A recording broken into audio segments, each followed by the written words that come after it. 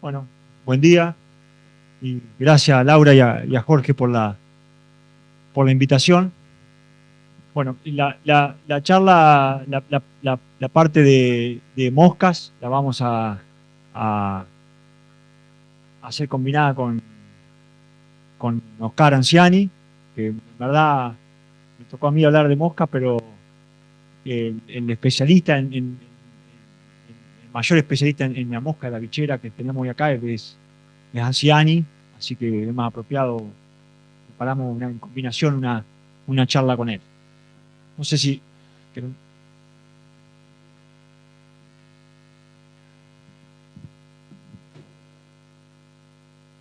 Bueno, el...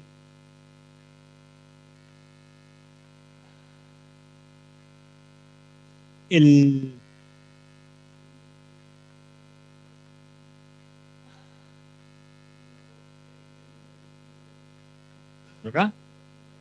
No, este...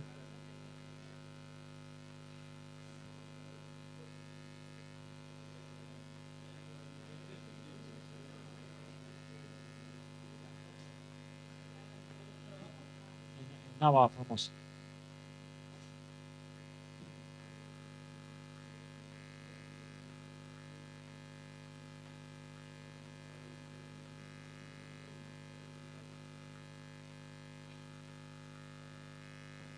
Bueno, este es un grupo de parásitos que tiene una distribución mundial, está de los trópicos hasta el Ártico y la Antártida, está por todos lados. Hay más de 1000 especies en el mundo. En Argentina tenemos 55. Ahora, de todas esas especies, solo una pequeña fracción tiene impacto veterinario y en salud pública. En Argentina tenemos 55 especies, hay muchas especies, de las cuales, lo que nos importa acá a nosotros, con importancia para la ganadería bovina, hay aproximadamente 10. La mayoría de estas especies son endémicas del continente americano, existen hace millones de años, eran parásitos hasta de fauna que hoy está extinta, y se fueron adaptando a los cambios de fauna silvestre, y tiene un ciclo que se llama de 3 hospedadores, tienen 3 estadios, las larvas y las ninfas, que son estadios inmaduros, y los estadios adultos, que son los machos y las hembras.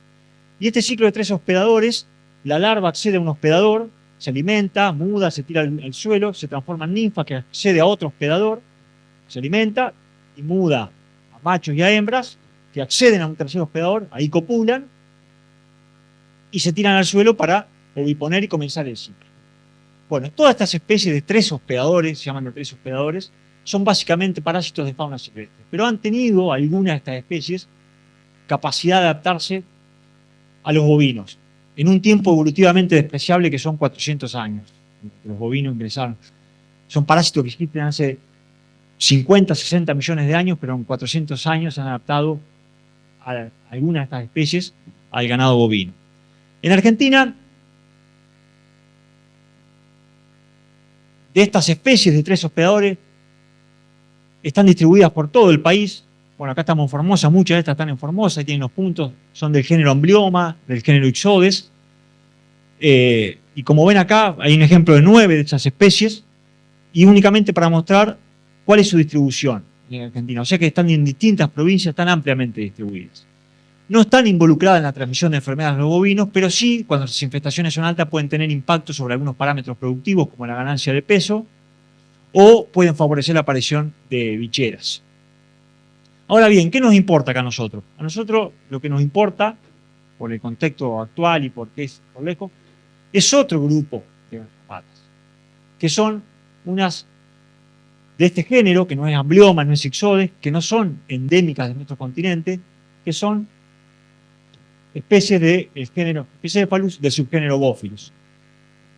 ¿Dónde es el origen? Estas especies se originaron en el sudeste asiático, en África, y durante los procesos colonizatorios, de colonización, con el movimiento de la hacienda bovina, se distribuyeron por todas las áreas tropicales y subtropicales del mundo, con el movimiento de bovinos. Y a nuestro continente ingresaron 2 de estas especies, hay varias especies, la mayoría están en África y en Asia, pero 2 de estas especies ingresaron en el continente americano, que son el Bófilus annulatus, que está en Estados Unidos, en el sur de Estados Unidos y en México, y la especie más importante desde el punto de vista económico, que es Bófilus micropus, que es todo esto que está amarillo. Está ampliamente distribuido en el sudeste asiático, en África, y está desde el sur de Texas hasta la Argentina y Uruguay. Los únicos dos países que están libres únicamente por condiciones ecológicas son Chile y Canadá.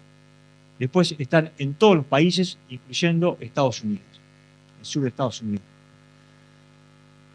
Bien, esto tiene un ciclo completamente distinto a lo que mostré. Tiene un ciclo de un solo hospedador. ¿Qué significa? Porque son especies desde el punto de vista evolutivo mucho más modernas. Se han adaptado a cumplir todo su ciclo sobre el mismo animal. No tienen que tirarse al suelo y cambiar, buscar un nuevo hospedador. ¿Qué significa esto? Que la larva, que es el estadio infestante, se sube al bovino, muda ninfa, las ninfas mudan a machos y a hembras, los machos y las hembras copulan, y esa hembra que se ingurgita, se llama teloquina,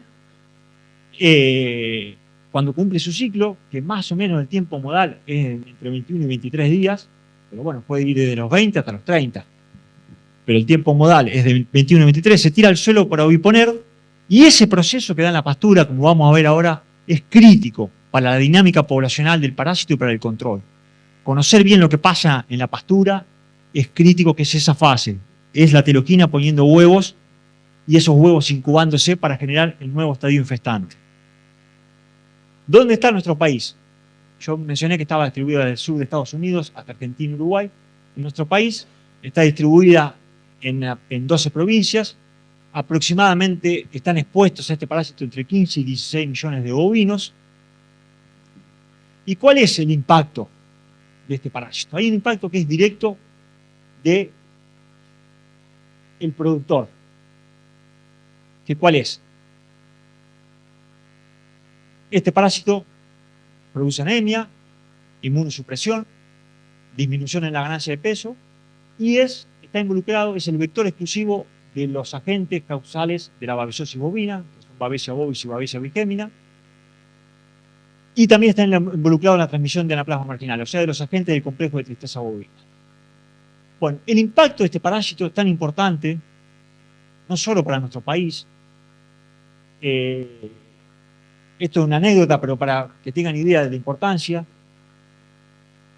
El primer indicio de que los artrópodos podían ser vectores de microorganismos patógenos fue determinado por dos investigadores, que fueron Smith y Kilburn, a fines del siglo XIX, que fue cuando ellos determinaron que el Bófilus, la pata con un bovino, era el vector de los agentes causales de la tristeza bovina.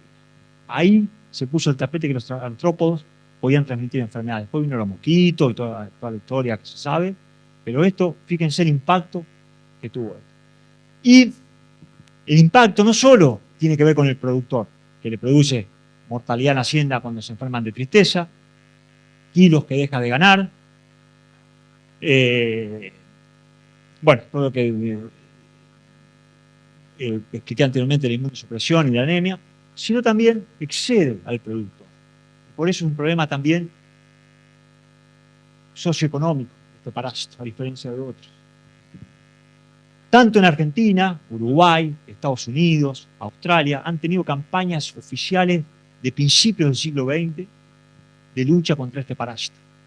Campañas muy complejas, con distintos niveles de éxito, con idas y vueltas, porque es un tema súper complejo. Y son en distintos países, en distintos continentes.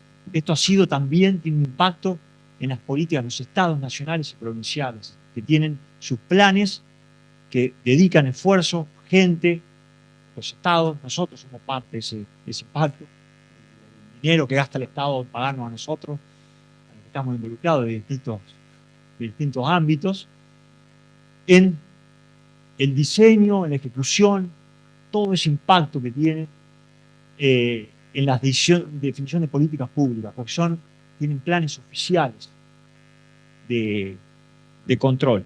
Y después hay una cosa, tiene un impacto, que no se llega a ver, que es sobre la industria alimenticia y sobre los consumidores.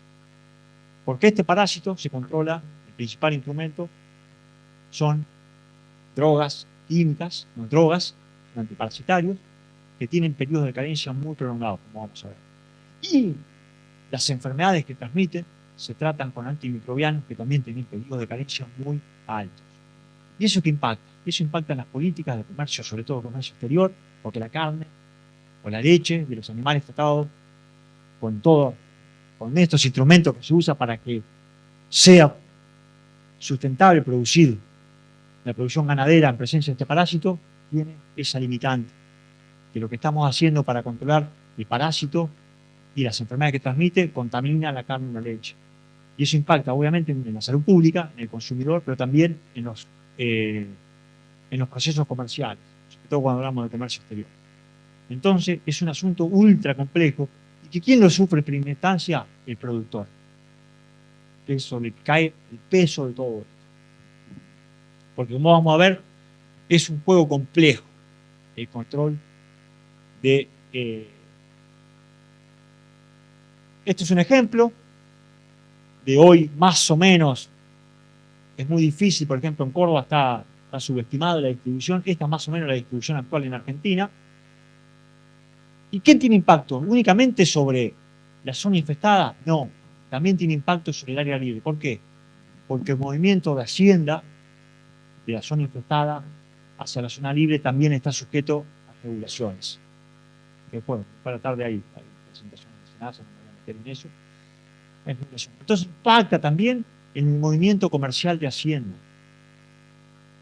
Y cualquiera que sepa las pormenores, lo que implica controlar los despachos para un productor, limpiar la hacienda, todo el movimiento de control de los despachos, lo que pasa cuando se detecta hacienda, todo el impacto que tiene cuando se detecta hacienda que no se logró limpiar, tanto por si ingresa a un establecimiento libre, en zona libre, como el costo, los onerosos costos que vuelvan los camiones para atrás, para el tipo que hizo, para el productor que hizo la operación comercial. Bueno, todo es un costo, que una cascada de costo. Entonces no solo impacta este parásito en el área infestada, sino también tiene un impacto en la zona libre de la Argentina. Y hay una pérdida, lo más patente siempre es el gasto en antiparasitarios y los casos de tristeza bovina. Es lo más patente y lo que el productor ve y lo que más le preocupa. Pero hay una pérdida muy significativa que muchas veces el productor es difícil que lo perciba con claridad. Es los kilos que se dejan de ganar ante un control ineficiente de este parásito. Y esto es solo un ejemplo para mostrar después. Fíjense, esto es una curva de abundancia. Esto es una curva de abundancia en un tratamiento que funcionó más o menos bien. Fíjense, el número medio no supera los 10 especímenes por bovino. Y esto es una curva normal, pero no es una locura. El pico es de más o menos 65, la abundancia media, no es una locura, un pico que suele pasar. Pero fíjese esa diferencia en ese nivel de infestación, que no estamos hablando, hay sitios mucho más complicados, donde los niveles de infestación son muy altos. Eso implica la evolución de la ganancia de peso, animales en crecimiento. Esa diferencia fluctúa entre 20 y 40 kilos.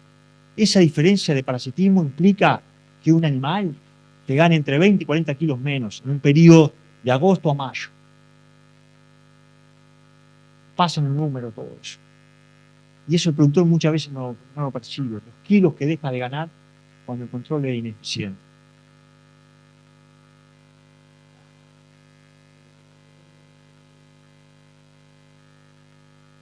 Bueno, esto es lo mismo, esta es la ganancia de peso diaria en 3 grupos con distintos niveles de infestación para mostrar, ahí están los valores. Fíjense, el grupo con la carga, con el nivel de infestación más alto, la ganancia de peso diario fue 0,25, mientras que en el grupo con el nivel de control más eficiente fue el doble, 0,570. Es mucha la diferencia en kilos. Y esto es una pérdida que el productor muchas veces no percibe y hasta en los cálculos de costo económico a veces no se vuelcan bien. Y esto es lo que mencionaba anteriormente. Fíjense desde cuándo esto está discutido políticamente en Argentina, desde principios del siglo XX. Y esto es análogo a lo de Australia, a los Estados Unidos, a Uruguay. Nosotros hace muchos años vamos a Uruguay cansamos de ver discusiones, de participar en discusiones sobre el cambio de plan sanitario.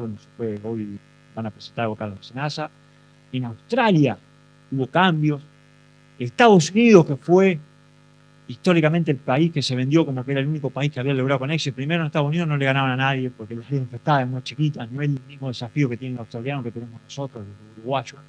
Es mucho más fácil encontrar en Estados Unidos, porque ecológicamente la tira para el sur. Pero además hoy Estados Unidos tiene de vuelta las patas.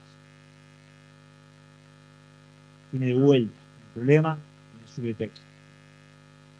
Y esto, en Argentina, es una situación del año 1991. ¿A qué se había llegado? Era más o menos este esquema. El país estaba subdividido en 3 zonas. Una zona infestada, una zona de lucha activa, que es la azul, y una zona preparatoria. Y toda esa zona saneada, ¿verdad? Esta era la situación a fines de la década del 80, principios de los 90. Ese era el estatus de Argentina en ese momento. Hoy, ese mapa que yo muestro ahí, como ven, eso está para el sur. Más o menos, es difícil porque esto es una situación muy dinámica lo que está pasando actualmente, pero más o menos hoy estamos ahí. Con algunos matices. Yo desconozco algunas cositas de la cuestión de Córdoba. Córdoba está ahí medio, yo por lo menos yo personalmente desconozco, pero sé que de lo que conozco también está más al sur. ¿Y esto? ¿Qué es esto? Esto es un modelo de la actitud ecológica de la Argentina. Lo que ven en naranja, el gradiente ese de color, significa actitud ecológica. Hasta la zona verdosa clara es la zona donde del país, la zona hasta acá, que ecológicamente le permite al parásito establecerse permanentemente, o sea que no la limita. Fíjense que esa zona coincide con la zona que yo mostré infectada. O sea que, ¿cuál es la interpretación de esta? Hoy el parásito llegó a donde la actitud ecológica del ambiente le permitió. El único que está parando, que ayuda a contenerlo, es la actitud ecológica. Todo ese modelo coincide, ese modelo es un modelo de actitud ecológica, coincide con el mapa que yo mostré anteriormente. Y fíjense un ejemplo, en Santa Fe hicimos un trabajo, todo eso es la zona que hoy se infectó, está infectada, en Santa Fe. Trabajo con la provincia, con la gente de Senasa también. Fíjense que coincide con este modelo. Entonces hoy tenemos ese desafío también. Bueno, ¿qué determina? Cuando yo hablo de actitud ecológica y de una zona apta, ¿qué es lo que determina? La presencia, que el parásito esté presente o no. Hay un factor que es crítico. Este es lo que se da en la pastura, en la fase no parasitaria que mostré el ciclo, que son las teloginas oviponiendo, los huevos incubándose y las larvas esperando por un hospedador. Eso se da en la pastura, no en el animal. ¿Qué determina que un parásito esté presente en el norte de Santa Fe o en Formosa y no en el sur de Buenos Aires? Hay un factor que es la temperatura, que es determinístico de la presencia. ¿Cómo actúa la temperatura? Actúa, que determina, es una cuestión de acumulación de temperatura, de grados días. Para que un parásito, para que este parásito esté presente, estos huevos tienen que ser viables. Para que esto sea viable, esos huevos tienen que acumular temperatura para que haya nacimiento de la larva. ¿Y cuánta temperatura? Bueno, la temperatura no es que es una temperatura tanto, tiene que acumular una determinada cantidad de grados días. ¿Cuánto? Más o menos entre 265 y 275 grados días por un umbral térmico de 15,5. Eso se llama. O sea, por encima de 15,5, en un periodo de tiempo dado, tiene que acumular esa temperatura. ¿Qué significa eso? ¿Eternamente lo puede esperar? No, lo tiene que determinar, tiene que acumular dentro de un periodo dado. Si estamos en Formosa o en Mercedes o en Saladas, ese tiempo, como el déficit de saturación se lo permite, puede esperar hasta 4 meses de incubación para juntar esos grados días. Ahora, si estamos en Santiago del Estero o en Salta, como el ambiente le genera un estrés por ese déficit de saturación tan alto al huevo, si no te lo juntan 3 meses, se muere. Ahora, si vamos a provincia de Buenos Aires, ¿qué pasa? Hay una época del año, muchos meses del año, donde en ese periodo que yo hablo de entre 3 y 4 meses no te lo juntas esa cantidad de grados de días. Entonces esos huevos no eclosionan. ¿Qué significa eso? Que eso corta el ciclo en una determinada época del año. Entonces vuelve un área inapta para el parásito. Este es un ejemplo. Estos son la cantidad, los días necesarios en cada mes para juntar, para juntar esos grados de día que yo marqué. ¿Qué significa esto? Y estos son los días, ¿no es cierto? Por ejemplo, en Formosa. En este no veo bien acá, pero dice julio, creo. Bueno, en esta cantidad de días ya juntó los días necesarios. Acá, este es 100. Si no lo junta acá, se muere. Fíjense, en todo el año lo juntó de sobra. O sea, ¿qué significa eso? Que hay eclosión todo el año. Entonces, ¿en qué deviene eso? En que tenemos hasta 5 generaciones anuales. ¿Por qué? Porque todo el año es apto. Ahora, nos vamos a Curuzucuatiá y hay meses del año, de otoño e invierno, que no te lo juntan. Entonces eso limita poblacionalmente, ¿qué hace? Hace que haya menos generaciones, lo vuelve más limitante. Pero esto no es determinístico, esto depende de lo que pase con la temperatura cada invierno. Entonces hay inviernos que son muy duros y donde hay muchos meses en donde no hay eclosión. Eso ayuda mucho, porque va a haber menos abundancia y menos desafío. Pero hay inviernos más benignos, tuvimos uno, creo que fue el 2022, no me acuerdo bien, un invierno muy benigno, donde tenés eclosiones en meses que en otro año no las tenías. Y eso te cambia toda la dinámica del parásito. Esto es provincia de Buenos Aires. Provincia de Buenos Aires, esto es el norte de provincia de Buenos Aires. Ya hay muchos meses donde no le da para juntar esos grados de vida. Entonces, ¿qué significa eso? Significa esto. Esta área del país que yo marco ahí, significa que prácticamente durante todo el año el parásito se establece permanentemente porque la temperatura le permite a esos huevos eclosionar durante casi todo el año. Y en toda esta parte que está sin colorear, significa que no, es lo que mostré San Pedro, porque hay muchos meses, sobre todo el otoño y invierno, donde como no hay eclosión, corta el ciclo. Ahora, ¿eso significa que siempre se va a morir el parásito? No. Hay una época del año que va de octubre a marzo, donde en toda esa zona coloreada, está ahí, le da la temperatura para ser viable. Entonces, si yo ingreso, ¿qué significa en los fines prácticos? Yo ingreso a Hacienda con teleoginas a un campo en el norte de Buenos Aires en noviembre. ¿Qué significa? Que no, que va a morir. No, va a prosperar, porque le va a dar la temperatura, va a juntar los grados, esa teleogina se va a tirar al suelo, va a poner huevos y la temperatura le va a dar las condiciones para que acumule los grados días y haya eclosión. Y esos huevos van a nacer a los 30, 40, 45 días, cuando junte esos grados días. Entonces, si yo meto Hacienda en un campo en el norte de Buenos Aires con teleoginas en noviembre, yo en enero voy a tener larvas esperando un animalito como si estuvieran Formosa. Si encima esas larvas vienen infectadas con babella y se encuentran con animales sin experiencia inmunológica, viene un caso de libro de brote babesiosis en la zona libre. Entonces, esto, cuando yo digo determinístico, ¿qué tiene que ver? Con la temperatura. La temperatura es dinámica. Esto es un modelo de la cantidad de temperatura que tendría que aumentar para que en esa zona del país, del centro-sur, sea viable para mantener poblaciones permanentes del parásito. Fíjense el color acá, que fluctúa este azul, verde oscuro y el azul.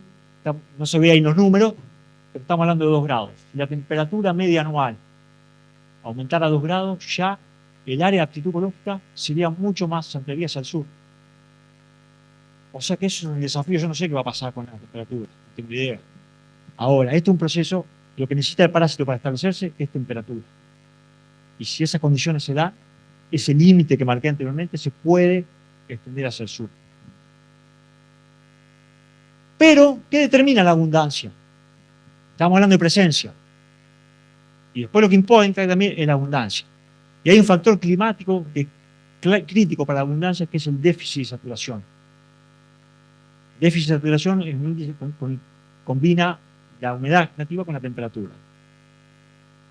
Además de temperatura, para que esté presente, el déficit de saturación le permite al parásito no estresarse por un déficit hídrico y vivir más tiempo y ser más abundante.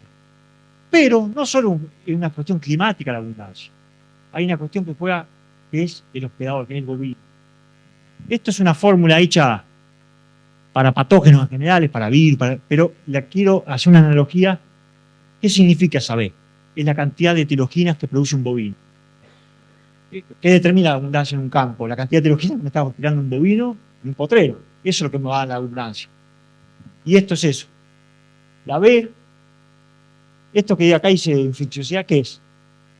La analogía que le hago, a la susceptibilidad del animal, del bovino. Todos los animales no son igualmente susceptibles al parásito. Si a un bovino se le suben, un animal que es muy susceptible, se le suben 100 larvas, va a producir 10 heteroginas. Si un animal ya es más resistente, de las 100 larvas va a producir una sola heterogina. Entonces, ese juego, la susceptibilidad animal, es crítico en determinar la abundancia. Y después hay otra cosa que tiene que ver con la abundancia, pero también con una cosa que vamos a hablar después con el refugio, que es la tasa de contacto. O sea, cuál es la frecuencia de contacto de una larva que está esperando en un cúmulo de larvas en la pastura con un bovino. O sea, mayor la tasa de contacto va a favorecer mayor producción de heterogénea. Entonces, es complejo todo. Tiene que ver factores climáticos y factores del hospedador. Y esto va a tener que ver después con el control. Por eso estoy contextualizándolo para cuando hablemos de control. Estas variables, la tasa de contacto, la susceptibilidad del hospedador y las variables climáticas. ¿En qué deviene todo eso? Esa conjunción de temperatura, déficit de saturación y todos esos factores del hospedador. Deviene en un patrón de abundancia, que es lo que nos interesa a nosotros, de abundancia poblacional sobre los bovinos. ¿Y cómo se describe eso en los libros? Se habla de generaciones. Por ejemplo, Uruzú Patiá o Norte Santa Fe, Tostado, o Santiago del Estero, o Salta, 3 generaciones anuales, con el pico más chiquito en noviembre, en la primavera, otro más grande en el verano y el pico en el otoño. Y después se corta el ciclo por lo que mencioné anteriormente, porque en las temperaturas del invierno, al no acumular los grados de día necesarios, ya no se producen nuevas generaciones. ¿Quién va a generar este nuevo pico? Las heteroginas producidas a fines del verano tienen un periodo de incubación muy alto, como la temperatura baja en el invierno, y las larvas van a nacer a fines del invierno y van a generar las nuevas generaciones que sobreviven en el invierno, la nueva generación de primavera. En lugares como Formosa, o como Misiones, o como Chaco, como el invierno más benigno, se pueden producir hasta 4 o 5 generaciones. Ahora, ¿eso qué es? Eso es libre. Es para explicar temáticamente una situación cuando se habla de generaciones. ¿Qué hay? De hecho, en un campo. De hecho, en un campo hay esto yo desagrego para cada semana del año lo que pasa en la pastura. Eso violetita es una heterogina oviponiendo. Esto así es un periodo de incubación de los huevos. Y esto verde es lo que vive una larva. Entonces, ¿yo qué tengo en un campo? Tengo una vaca que todos los días me está tirando alguna heterogina. Entonces, no es que existen generaciones así discretas, de librito, no. Lo que existe son heteroginas que se van cayendo todos los días y que, de acuerdo a las condiciones climáticas que encuentran, tienen un periodo de incubación de esos huevos y de supervivencia de las larvas. Y si a eso, ¿qué determina esa incubación, ese periodo de incubación de los huevos y esa supervivencia de las larvas? Los factores microclimáticos, temperatura y déficit de saturación. Y eso me va a determinar la abundancia. Pero ¿cuál es el otro factor? Todo lo que yo mostré. Ese patrón de abundancia tiene que ver también con los factores del hospedador, con la carga animal, con la susceptibilidad de los animales que tengo. Eso es lo que es el producto. Entonces, ¿qué pasa en los hechos? En el hecho lo que vemos es esto. Estos son distintos patrones estacionales de abundancia estacional de Argentina. Esos son todos trabajos que hemos hecho sin influencia de tratamientos químicos. Entonces, no siempre se hace patrón clásico. Por ejemplo, acá, esto es en el Colorado Formosa. Estamos acá, bien cerquita. Fíjense este pico, esto diciendo. Entonces, chau, al diablo eso, porque ahí están todos esos factores interactuando. Entonces, muchas veces es difícil hacer una predicción. ¿Por qué? Porque tiene que ver con no solo los factores climáticos, sino también con todo eso que yo mostré en la formulita. Entonces, no es que se ven siempre esas generaciones discretas, sino que pueden aparecer toda esa secuencia de picos. ¿Y qué queremos hacer nosotros con un tratamiento químico? que acá sí empezamos a meternos en lo que nos importa, que son el control. Queremos alterar esos patrones, queremos evitar todos esos picos de abundancia. Bueno, ¿cómo tenemos que interaccionar con un tratamiento químico? Estamos interaccionando sobre todo lo que mostré anteriormente, sobre lo que pasa en el animal, sobre todos esos variables del animal, que tienen que ver la tasa de contacto, la susceptibilidad y sobre la infestación de la pastura. Nosotros con los tratamientos químicos queremos alterar esto para que no se den todos estos picos. ¿Y qué juegan? Ahí no juega, esto no es una tecnología de insumo. Donde yo compro la mejor droga no tiene valor per se. El valor de la droga tiene que ver, la funcionalidad de la droga te la da el producto, la calidad, si está bien hecho, si está mal hecho, si la droga es más potente, menos potente, por supuesto, pero también todas esas variables anteriores. El desafío que tiene esa droga, la susceptibilidad animal y una cuestión que es crítica, que hoy es un fenómeno ubicuo, que es la resistencia. El estado de susceptibilidad también del parásito. Entonces, la funcionalidad de una droga y de un esquema de tratamiento dado es contexto dependiente. Una droga y un esquema de tratamiento que funciona muy bien en un contexto epidemiológico no necesariamente va a funcionar bien en el otro, porque tiene que ajustarse a esas variables. Y después, en aquellas categorías que son destinadas, por ejemplo, para faena, empieza a jugar otra variable. Yo, como tengo que decidir a ver qué droga uso, qué esquema de alternancia, cuándo funciona, cuándo no, pero también está la periodo de carencia. ¿Qué pasa? Si yo me he mandado para faena, tengo que usar esta droga de largo periodo, bueno, con un periodo de carencia muy largo, empieza a jugar eso. Otro factor que es la infraestructura. Por ejemplo, si yo no tengo bañadero, y yo ya me quedo con dos grupos de drogas afuera. No tengo la anodina, no tengo la mitraz, y no tengo, por ejemplo, la combinación de piretrol con fosforado. Ya tengo dos grupos que me quedan afuera de la opción. Si mis alambrados linderos no son aptos, y yo voy a tener migración. Yo puedo ser el campeón del manejo y tener la mejor susceptibilidad, pero a mí me va a contaminar la situación de mi vecino. Porque cómo viaja este bicho no vuela, no camina casi nada, se mueve con los animales. Entonces, si los genotipos de mi vecino se me pueden meter al mío, o mis animales ir a buscar el genotipo del vecino. Después también vamos a ver cómo yo muevo los animales en el campo, cómo ocupo el campo, qué pasa cuando yo estoy tratando, cómo la ocupación de los potreros, qué tiene que ver, nadie anota. Nosotros muchas veces cuando, esto lo fui aprendiendo de las consultas de intercambio con los productores, cuando te consultan, y no, dice esto, che, ¿y vos, en qué potrero estaban los animales cuando vos trataste? Y no me acuerdo.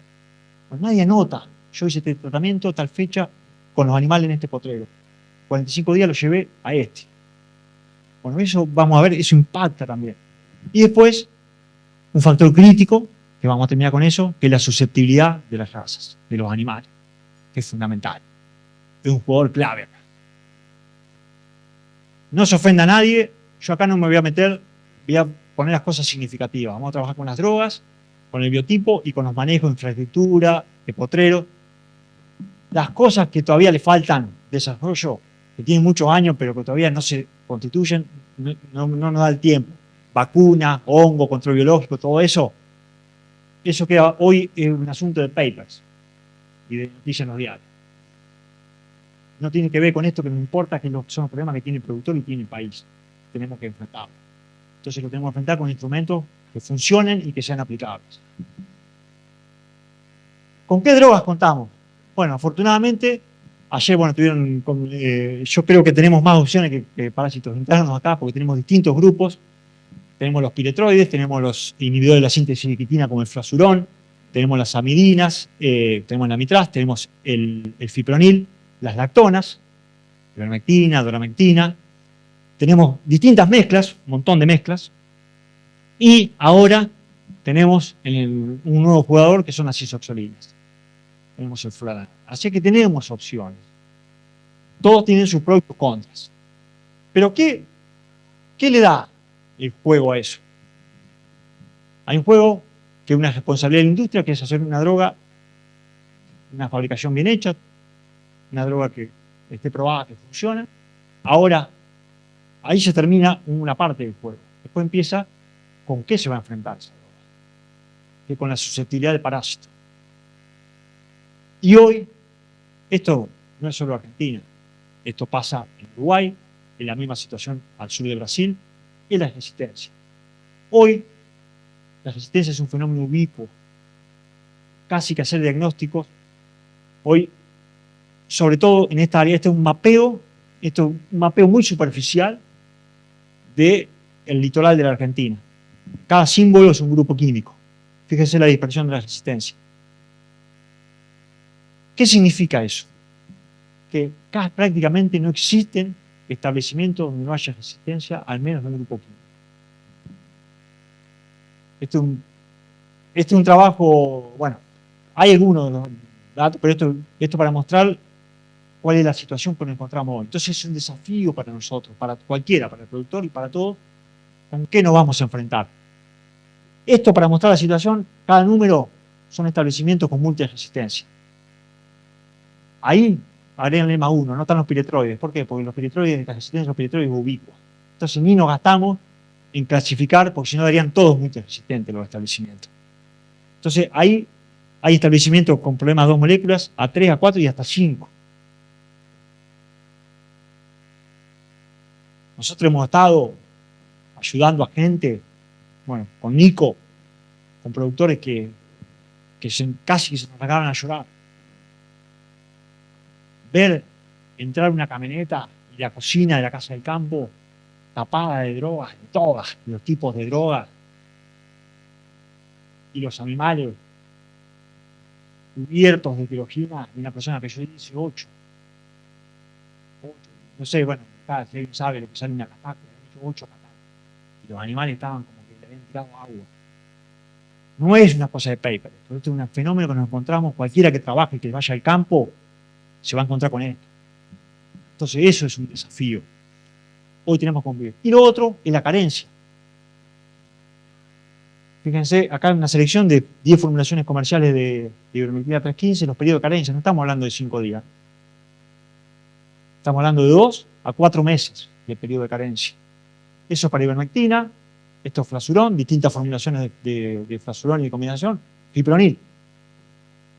Fipronil incluso es una molécula que en muchos establecimientos que no tienen bañaderos la usan como droga de volteo. Y muchas veces eso se usa para despachar animales. Bueno, ahora Senasa ha tomado un poco la manija con esto, con la cosa de faena. No me voy a meter en eso, pero fíjense esto. Además no tiene que ver únicamente la carencia con el despacho. Porque el despacho es un asunto de días. También tiene que ver con el historial de tratamiento. Porque con estos periodos de carencia, lo que yo hice 60 días atrás, independientemente del despacho, también impacta. Fíjense la carencia que estamos hablando, de hasta 100 días de carencia. Y estos son los baños. Y, sumado a eso, el juego y la carencia de los antimicrobianos. Imidocar. Fíjense el periodo de carencia de imidocar. Entonces, con la dosis para Babés. Esto no es chiste. Y sumado a eso, están los factores, los vacíos de conocimiento. No la sabemos todas, nos falta un montón. Además, al contrario, más investigamos, más vemos, más empezamos a mostrar más vacío. Por ejemplo, yo quiero hacer un plan de control y quiero hacer una alternancia y decir, bueno, yo te voy a decir hacer esta alternancia de drogas para mantener este refugio, para meterme. Si yo de muchas drogas no conozco la base genética de la resistencia a esas drogas, y tampoco tengo manera de determinar cuál es la frecuencia inicial de genotipo, yo no sé. Porque una población, yo hago una prueba in vitro o de campo, puedo saber la expresión fenotípica de eso. Ahora, la frecuencia de los genotipos yo no la sé. Y puede ser que fenotípicamente todavía la resistencia no se manifieste, pero esa frecuencia de genotipo está aumentando. Yo eso no lo sé. No tengo manera de saberlo cuando yo indico un tratamiento. Entonces muchas veces no sé si estoy haciendo bacano o no. ¿Por qué? Porque desconozco eso. El tamaño del refugio. El refugio, bueno, ahora vamos un poco, es una cosa bastante atractiva, siempre. No es tan fácil. ¿Por qué? Porque tiene que ver con la fórmula que mostré yo, con la tasa de contacto. Yo primero no sé cómo es la distribución espacial de las larvas en un potrero. Si están muy agregadas, si están dispersas homogéneamente. Y después yo no sé, en un periodo de tiempo que está trabajando las drogas, con cuántas larvas se va a encontrar. Obviamente uno puede hacer algunas suposiciones teóricas, y más carga animal, mayor tasa de contacto. Entonces, si yo tengo 100 larvas, tengo más chance que los bovinos que están tratados en ese momento se levanten todas las larvas y el refugio sea cero. Ahora, yo no lo sé eso. ¿Por qué? Porque no conozco la tasa de contacto y no conozco cómo están dispersas espacialmente las larvas al momento.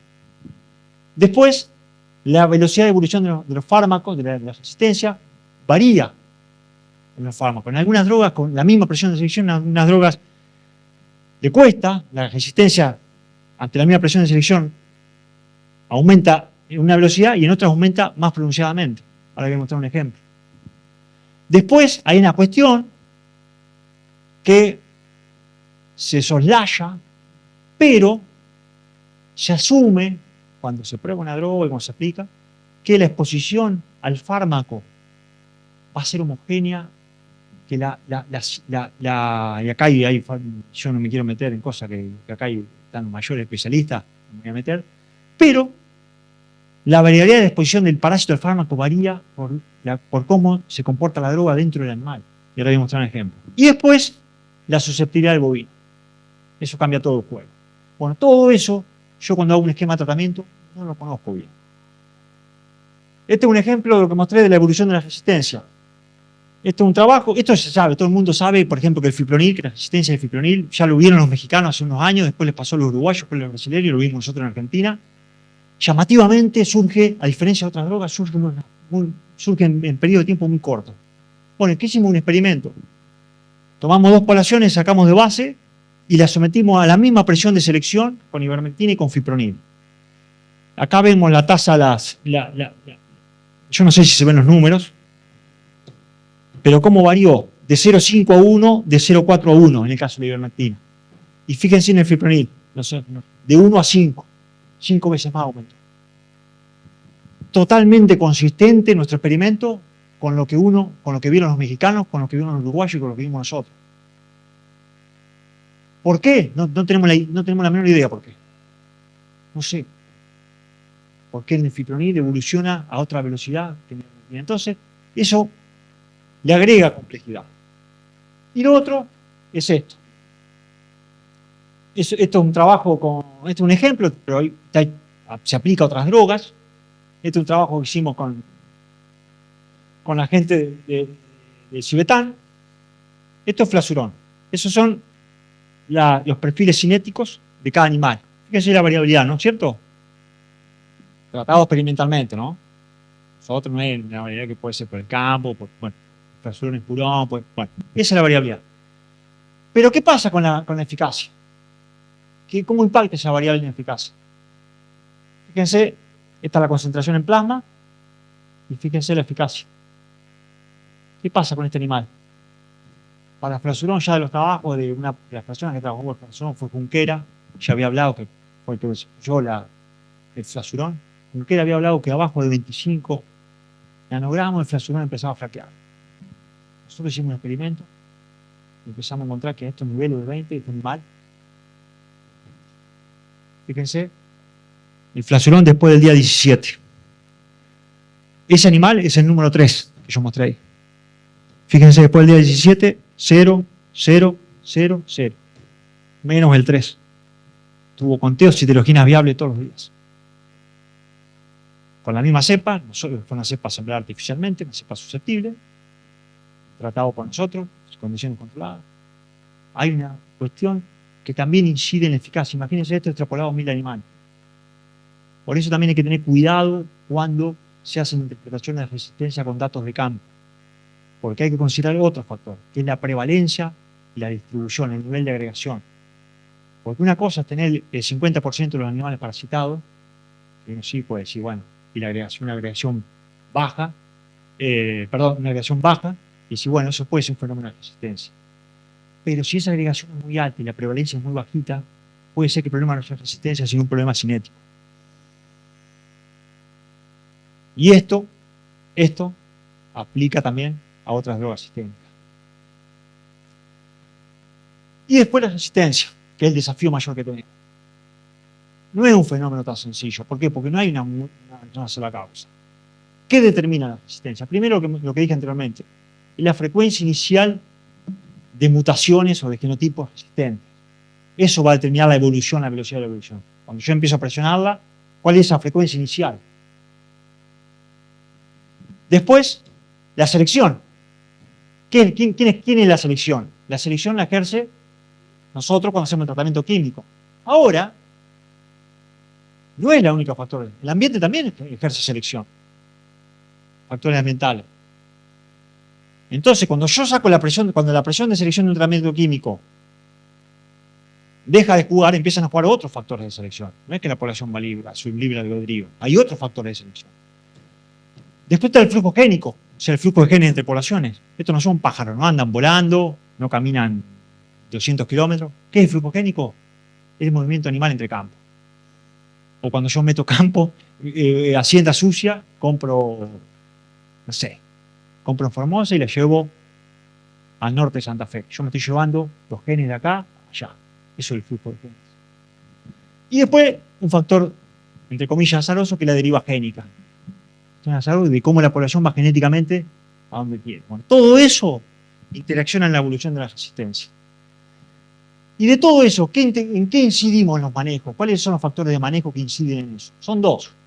Son los tratamientos químicos, que tiene que ver con la presión de selección, y el ingreso de cepas, que pueden ser susceptibles o resistentes, no sabemos a priori, por el movimiento de animales, ya sea por fines comerciales, porque yo compro animales y los meto de un campo al mío, o porque mis animales van al vecino o los vecinos van al mío.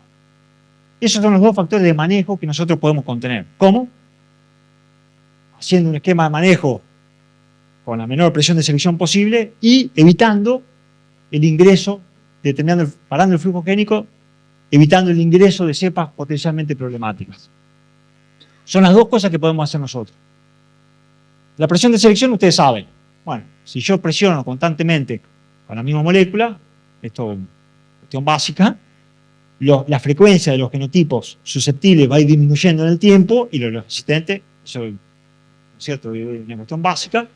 Entonces, yo todo el tiempo estoy presionando con la misma molécula, por más que fenotípicamente no vea, yo acá en esta situación no voy a visualizar fenotípicamente un fenómeno de resistencia. Ahora los fenotipos están, la frecuencia de esos fenotipos está ahí dando vuelta.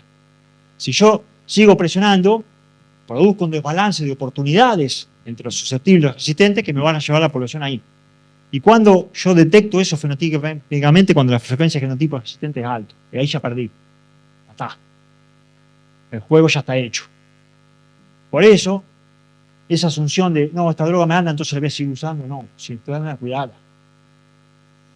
Cuidala porque si yo uso repetidamente una droga, por más que me esté funcionando bien, puedo ir a parar allá.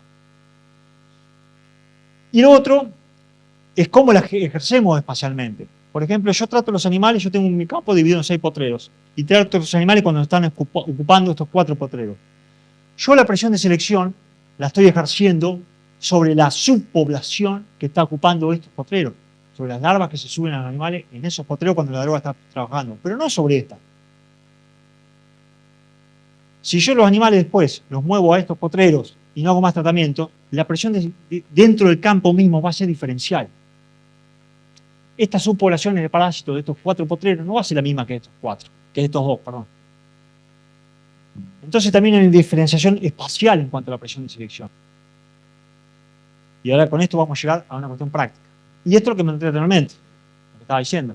Y yo tengo mis 3 potreros, tengo un buen estado de susceptibilidad todo, y mi vecino está en el horno. Y pasa esto, me está metiendo los genes de él en mi campo. Y esto se vio patente, lo vimos patente, para nosotros fue un laboratorio viviente todo este proceso que se fue infectando de campos sin historial de tratamientos que apenas se ensuciaron tenían resistencia a 4 moléculas simultáneas. ¿Qué mierda pasó ahí? Pasó eso. Le metieron genotipos multiresistentes. Entonces, por más que el tipo no haya hecho tratamiento, porque tenía campo limpio. Esto lo vimos, fue espectacular lo que estuvimos viendo, lo vivimos todo este proceso. Para nosotros para el productor fue una desgracia, para nosotros fue un laboratorio viviendo. Ver esto. Y este es el fenómeno. Y lo mismo el movimiento comercial.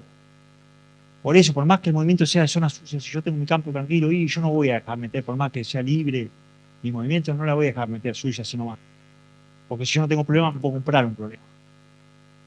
Y una vez que te compraste el problema, no zafás tan fácil. Y después, yo dije hoy que no son las drogas en presión de selección, también el ambiente. Esto es el porcentaje de supervivencia con amitraz. Esto es un trabajo en Australia.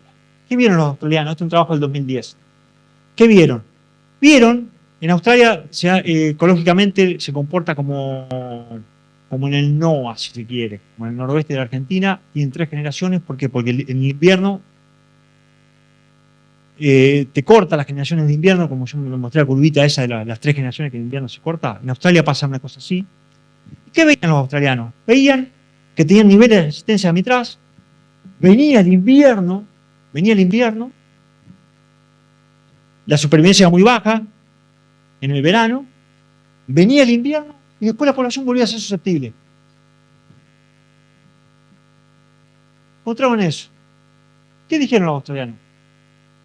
El fitness, la resistencia, el costo del genotipo tiene un costo del fitness. Entonces, al bicho que es resistente tiene un costo. Si yo le saco a la población la droga, la presión de selección, la droga, ¿por qué? Porque en el invierno no trataban, le sacaban la presión de selección, el ambiente ejercía otra presión de selección. ¿Y a quién favorecía? Favorecía a los genotipos que están adaptados mejor a esas condiciones de favorable al ambiente y no a la amitraz.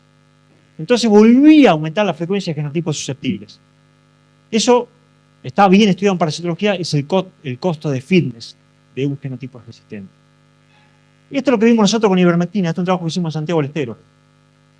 Nosotros empezamos con, estas son las dosis letales 50 para ivermectina, con niveles relativamente altos, se puede decir resistentes. Tuvimos, fue un trabajo en quimilínico, una etapa donde el ambiente, se secaron los potreros, nos quedamos sin pasto. ¿Qué? Se llevó puesto toda la población. ¿Y qué nos encontramos? Después de eso, tanto los grupos tratados, que es este, como el azul, que es el testigo, o sea, este tuvo tratamiento y este no, estaban en la misma situación. Ambos eran susceptibles, independientemente si había. Lo mismo que vieron los australianos con la amitraz, nosotros lo vimos con la Iber en Argentina. Ahora, de acá, para no volver, eso pasa con todo. No, este es un trabajo muy bueno que hace un metaanálisis de costo de resistencia en parásitos. No necesariamente el costo de resistencia, tener esos genotipos resistentes tiene un costo. En el caso de la amitraz y de ivermectina uno lo puede asumir que sí porque pasó eso que yo mostré. Pero esto no necesariamente pasa para todas las drogas. Que si uno saca la presión y deja el ambiente, el estatus de susceptibilidad puede cambiar. Hay en algunos parásitos y para varias drogas se vio que eso no es así. Incluso hasta algunos genotipos resistentes tienen mejor fitness. ¿Y con qué lo vemos nosotros? Lo vemos con los piretroides. Los piretroides, la resistencia es ubicua, está en todo el país de hace un montón de años, incluso en campos que hace muchos años no usan los piretroides. Sigue habiendo resistencia a los piretroides. Es ubicua. Entonces, evidentemente, los genotipos resistentes ahí no hay un costo de fitness. Entonces, también eso varía de acuerdo a la droga. No es un fenómeno ubicuo el coste de fitness. Entonces, no necesariamente una población va a volver en estado de susceptibilidad. Los piretroides no volvieron, de hecho. La resistencia por todos lados, incluso en campo que hace décadas no usan piretroides. O que nunca usaron. ¿En qué deriva? Y todo eso tiene un impacto práctico. ¿En qué deriva eso? En que cada campo puede haber heterogeneidad en el tiempo, en el espacio, en la susceptibilidad a las drogas. Este es el mismo campo. Este es un campo en un trabajo que hicimos en Mariano Loza. 3 potreros. Fuimos siguiendo la evolución de la resistencia en 3 potreros. ¿Qué vimos? Primero, una diferencia entre potreros. Fíjense acá. Fíjense. Y después, dentro del mismo potrero, en algunos casos, se dio una diferencia en el tiempo. ¿Por qué? Por todos esos factores, todo eso que yo vengo describiendo, de la presión de selección, de la ocupación de los potreros, de la deriva génica, del flujo de genes. En la práctica, ¿qué se traduce en esto? Entonces, ¿cuál es el manejo que tenemos que hacer? Cuando se hace un análisis de un campo, antes de tomar la decisión de invertir, hacerle comprar a un productor tantas drogas, todo eso, es hacer un muestreo representativo. O sea, tomar de distintos potreros y longitudinalmente en el tiempo. Un muestreo en diciembre, otro en abril, del potrero 1, 2 y 3. Porque si nosotros vamos a tomar una decisión comercial de comprar, de hacer invertir una droga con 10 teloginas que nos vienen de un potrero de un mes del año, y podemos hacer macana. Porque puede darse ese patrón de variabilidad espacial y temporal en la resistencia. No es un fenómeno fijo y estable. Bien, ¿y qué estrategias de control? Bueno, esa es una curva, tenemos que alterar eso, yo tengo que evitar estos picos. Bueno, hay algunas estrategias que permiten un control eficiente, mantener los estados de susceptibilidad, hay distintas. Yo acá presento un ejemplo para... Esto, por ejemplo, un trabajo que hicimos, esto en el Colorado también, acá en Formosa. Esto fue 3 años, me van a 3 temporadas, 3 años los mismos potreros, un grupo testigo, el control, el que dice control en naranja, se hacía únicamente tratamientos paliativos cuando esos picos tan altos. ¿Qué hacíamos? Hacíamos un control estratégico con 3 drogas distintas. Un flasurón, una ivermectina y un fipronil, no había baño. Ahí en fipronil podíamos echar un baño. Acá lo mismo, y acá en el otro año lo mismo. Lo que pasa es que en el tercero cambiamos, un año que en vez de fipronil usamos, había baiticol en ese momento, usamos el baiticol es la flumetrina, usamos flumetrina purón, y en otro año cambiamos, no me acuerdo bien. Bueno, pero no, no importa, lo que se hizo fue una alternancia de drogas. ¿Qué se logró con esto? Fíjense los niveles de control, espectaculares, con 3 tratamientos por año la fuimos llevando. Hubo un año nomás que ameritó un 4.º tratamiento, se fue llevando. Tuvimos ese impacto no solo en la carga, sino en la ganancia de peso. Y acá un ejemplo comparativo de lo que pasa con ese esquema estratégico cuando yo hago un tratamiento umbral. ¿Qué es umbral? Es cuando yo trato cuando veo mucha carga. Bueno, puede servir en un estado de susceptibilidad, sí, fíjense que es lo verde. Lo verde, lo negro es el tratamiento estratégico, la curva empieza acá y ya se plancha toda la temporada. Y lo verde vamos tratando en los meses donde están los picos. ¿Yo logro un control eficaz? Sí, compare con el testigo, sí logro un control eficaz. Ahora, el número acumulado fue 82 en el estratégico y 208 en el umbral. Eso es una decisión productiva, puede ser que nos impacte o no, pero yo altero la dinámica de manera distinta, con un esquema de tratamiento que con otro. Ahí está el umbral. ¿Y qué logramos con eso? Cuando seguíamos el nivel de susceptibilidad, veíamos que no varió ninguno de los grupos. El grupo 1 era el estratégico, el grupo 2 el umbral y el grupo verde es el testigo. Vimos que a principio de año y al final del esquema, los niveles de susceptibilidad se mantenían. Son las concentraciones letales 50, se mantenían. ¿Cuál fue la base teórica de hacer esa alternancia? Que vuelvo a decir, toda esta base teórica está basada, tiene en cuenta todo, tiene atrás todos esos factores de incertidumbre. Por eso acá, yo por lo menos, no tengo toda la verdad, porque yo de todo eso que mostré no lo conozco. ¿Cuál fue la base teórica de esto? Esto es desde que se cae una telogina y dónde van a nacer las larvas. Por ejemplo, una telogina que cae en marzo, la larva le van a hacer en marzo. Esto en una zona Formosa, por ejemplo, o Saladas, o Misiones, o Chaco. Las que caen en abril y en mayo ya tardan más. ¿Por qué? Porque la temperatura baja y los periodos de incubación se alargan. Entonces van a nacer a mitad de año. Y así pasa sucesivamente. Esto es lo que mostraba. Lo que importa es esto. Dónde va cayendo la telogina y dónde van naciendo la progenie de esas teloginas. Entonces vamos a suponer un esquema de tratamiento donde yo tengo una droga A que me cubre este periodo de tiempo, una droga B que me cubre este periodo y una droga C que me cubre este periodo más corto. ¿Yo qué tengo? Yo tengo expuesta esta droga. ¿Quién se pone esta droga? Se pone la progenie de las teloginas que cayeron. Acá, acá, acá. Son estas. Fíjense. Estas son las que se ponen. Estas de acá, que cayeron fin de marzo, no se exponen. ¿Por qué? Porque ya se subieron, ya se cayeron antes que yo haga este tratamiento. Entonces ya están. ¿Y dónde van a nacer estas? Estas me van a nacer acá. Entonces esas ya me quedan afuera. Yo ahí ya, esas no las presioné. Esas se fueron. Lo mismo aplica a la droga 2. Las que estuvieron expuestas a la droga 1 no van a estar expuestas a la droga 2. Y las que cayeron antes, el día, la semana antes de que yo empiece el tratamiento, me van a nacer después. Fíjense. Por eso es importante los modelos epidemiológicos. Van a ser después. Entonces, ¿yo qué tengo acá? ¿Qué es todo esto? Todo eso es un pool. Es un pool de larvas que se generaron, que las madres estuvieron expuestas a una droga, otras que estuvieron expuestas a otra y otras ni siquiera ninguna de las tres. Tengo un pool. Y eso yo fenotípicamente vi que me mantiene la susceptibilidad. ¿Por qué? Porque siempre algo me queda afuera. Ahora, ¿qué pasa? Y acá viene esto.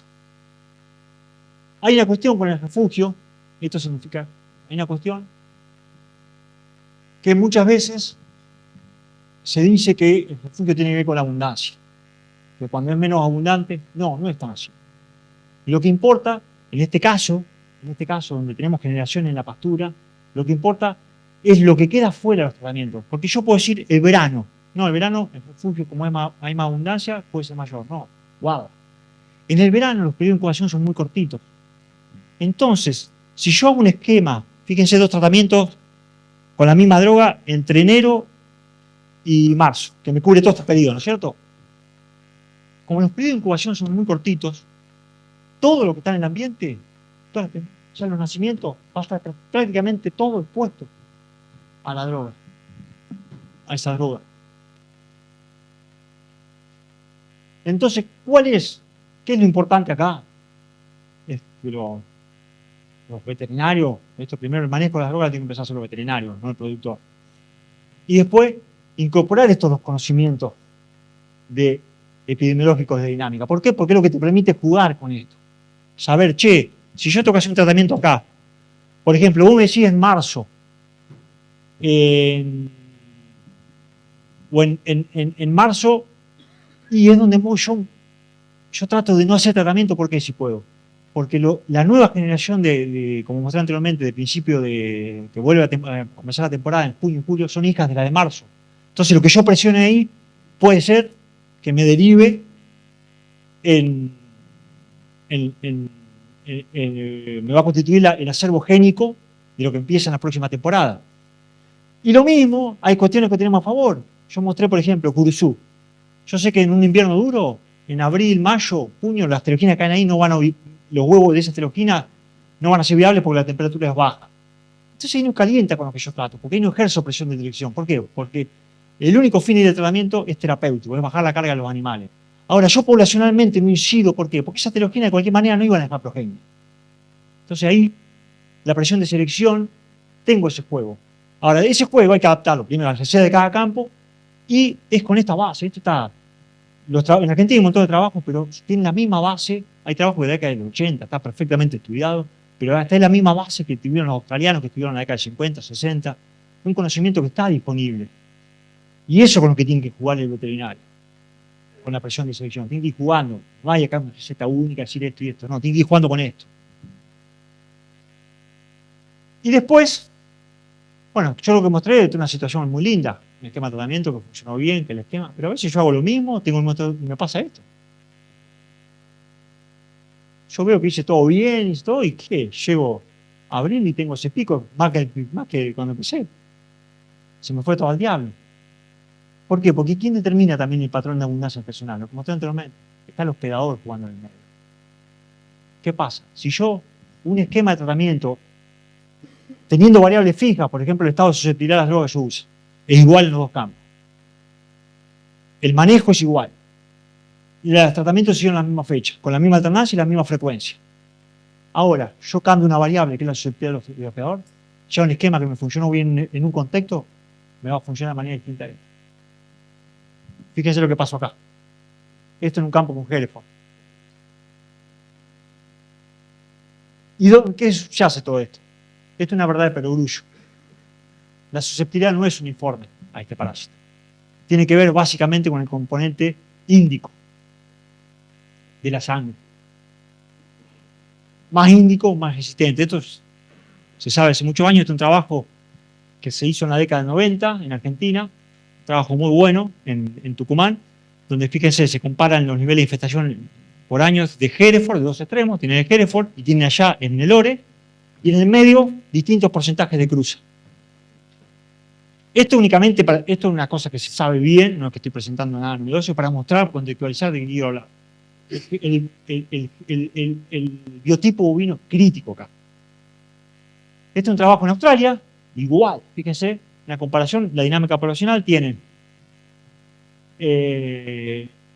un biotipo británico, que es toda esta diapositiva, y lo negrito que apenas ven ahí es una cruza. Fíjense la dinámica entre el año 1970 y 1973. Sujeto al mismo esquema de tratamiento. Es lo que te cambia la ecuación. Toda esa fórmula que no la mostré por mostrarla. Es para que una variable que muevan te cambie la ecuación. Esto es un modelo que hicimos para Argentina, con cómo evoluciona la dinámica poblacional ante el mismo esquema de tratamiento, una misma eficacia, con 3 biotipos distintos. Con un índico, con un bosíndico, bostauro y con una cruza. Fíjense la dinámica de población en el bostauro, en la cruza y en el índico. Ya con la cruza, ya metiendo cruza, ya te cambia todo el patrón de control. Es una variable clave. Y esto es un trabajo también que hicimos en La Estrella.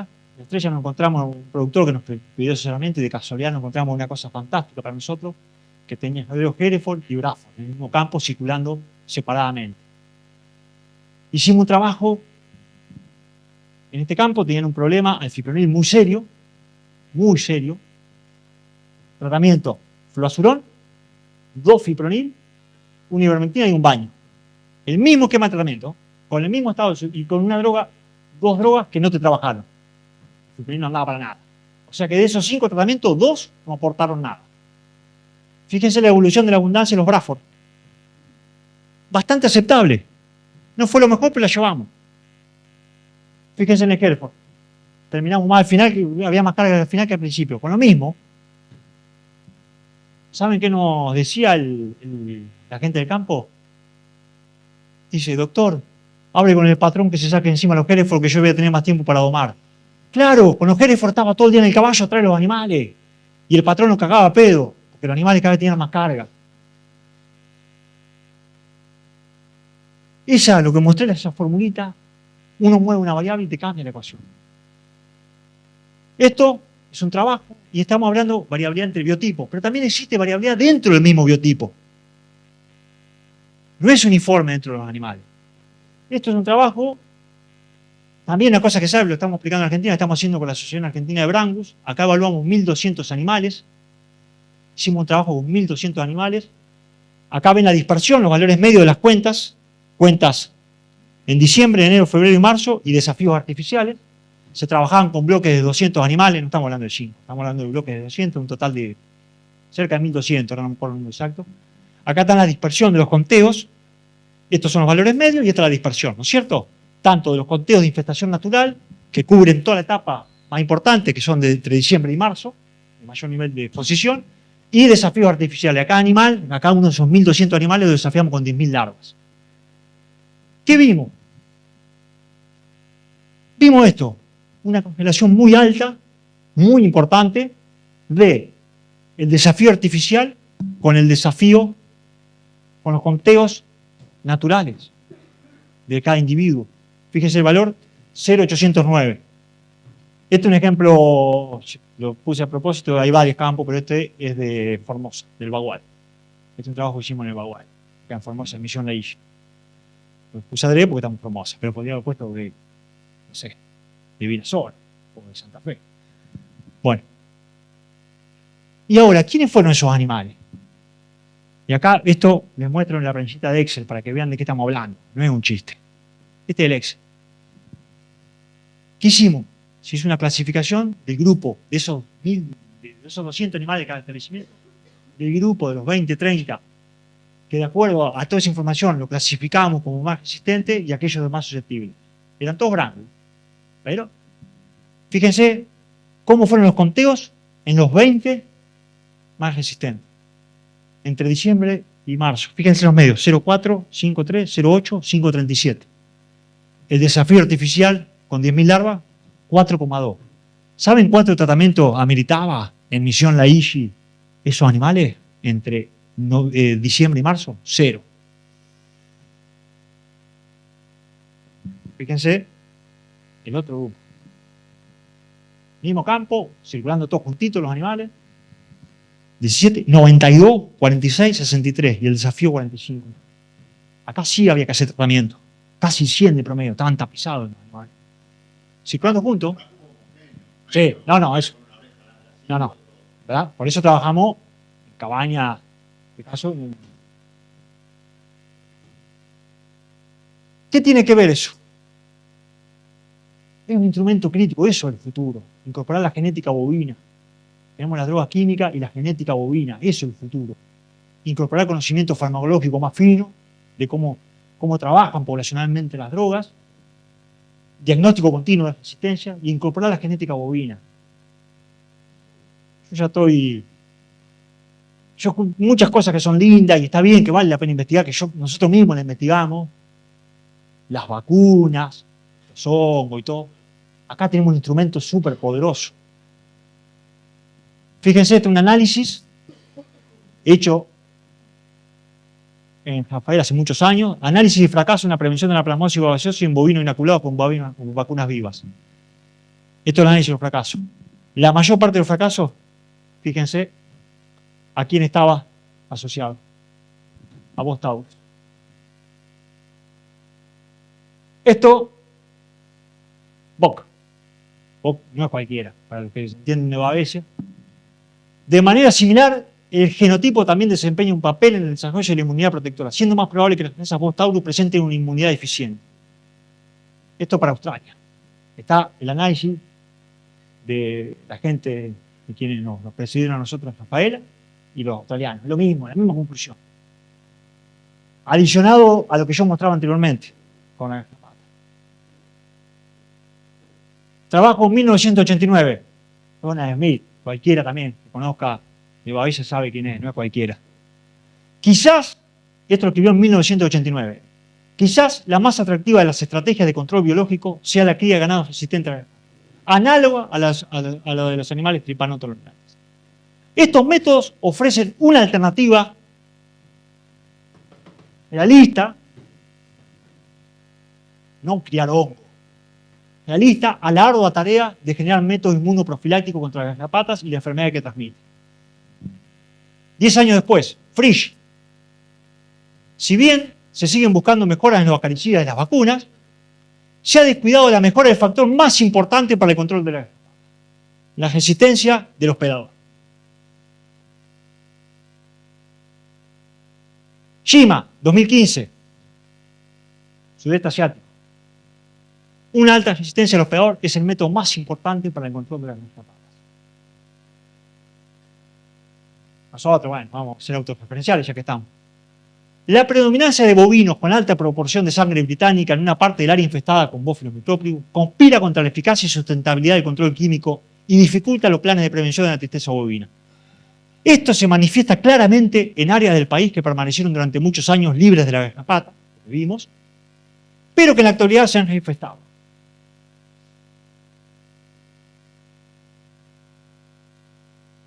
¿Y quién ayuda? ¿Cuál es nuestro instrumento? Tenemos Argentina con Australia, son los dos mayores productores de vacuna para prevenir la babesiosis y la tristeza bovina. Gracias a que tenemos la vacuna podemos desanclar todo ese problema que tiene el control de la garrapata del control de las enfermedades que transmiten. Los países que no tienen este instrumento no pueden desanclar el control de la garrapata del control de las enfermedades. ¿Saben qué tienen? ¿En qué deriva eso? No tener vacunas, es una tecnología vieja. Es criminal no tener vacunas, porque implica más tratamientos químicos, más imidocard, es inundar los animales con imidocard y con más tratamientos químicos. Imagínense si no tendríamos esto. Es un crimen atentar a la salud pública. Países como Brasil que no tengan la vacuna. Y acá, para terminar, ¿en qué deriva todo esto? Hoy está en boga este tema, la garrapata, un drama, un problema. No es tan así cuando uno mira así. El área infestada es grande de la Argentina. Ahora, todo este drama, ¿dónde lo vemos? Lo vemos en un área muy focalizada del país, que es análoga a la situación de Uruguay y del sur de Brasil. ¿Qué se combina ahí? Hay tres factores. biotipos altamente susceptibles. Como fue una zona libre por muchos años, incorporó genética bovina diferente a la que hay en Salta, en Santiago o en todas las áreas del país. Hay biotipos múltiples, resistencia múltiple, mostré el mapa. Cualquiera que vaya a un campo va a ver con qué se encuentra. Problemas de quiebres de inmunidad o animales sin inmunización. Hay todavía muchas haciendas sin inmunidad. Es la tormenta perfecta. Y si nosotros no empezamos a jugar con esta variable, por más que empecemos, las drogas van a dar lo que pueden. Hoy tenemos la isosalina, que van a ayudar, por supuesto. Es un instrumento muy potente, van a ayudar.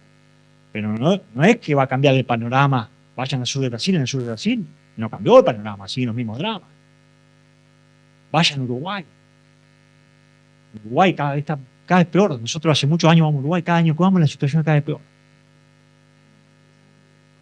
Sí, bueno, estamos siempre. Entonces, hay que empezar a mirar esto de un manejo integrado. Los instrumentos, muchos de esos instrumentos están incorporar la complejidad a todas las variables que hay en medio y ver que en determinado contexto, si no ajustamos más de una variable que no es únicamente comprar drogas o echarle la culpa a las drogas, o lo que es peor, echarle la culpa al productor, porque el productor muchas veces no tiene responsabilidad de no tener todos estos conocimientos, esto es una responsabilidad del profesional veterinario.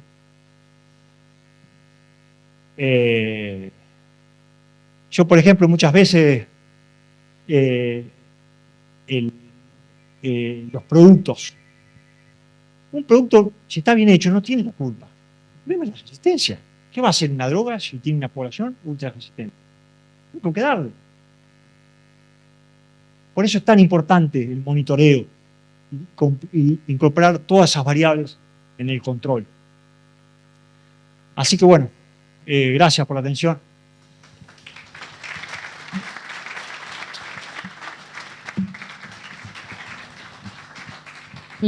Bueno, muchas gracias, Santiago. Y me parece que podemos hacer un break y después continuamos con la resistencia de las bicheras.